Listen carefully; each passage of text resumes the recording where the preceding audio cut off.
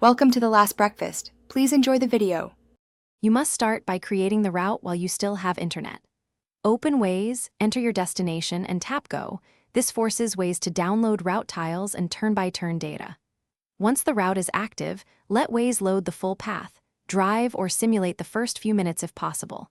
Make sure your device GPS is on and app permission for location is allowed. Doing this prepares cached guidance. You're not offline yet, but you've saved the data Waze can use without a live connection.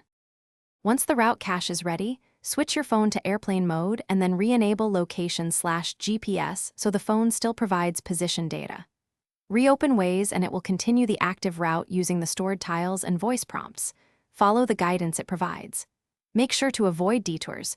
Waze offline routing cannot fetch new traffic or alternative paths, so stick close to the planned route. If you deviate, Waze may lose guidance. Then you'll need to reconnect to regain live rerouting. To finish the trip or recover full features, simply reconnect mobile data or disable airplane mode. Waze will refresh traffic and reroute if needed. If guidance halts after reconnecting, force close the app and reopen it so the route reloads. If Waze can't provide reliable offline guidance, make a habit of also downloading an offline map in Google Maps as a fail-safe.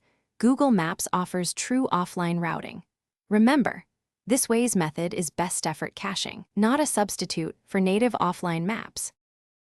Thanks for watching. If this was helpful, leave a like and consider subscribing. See you next time.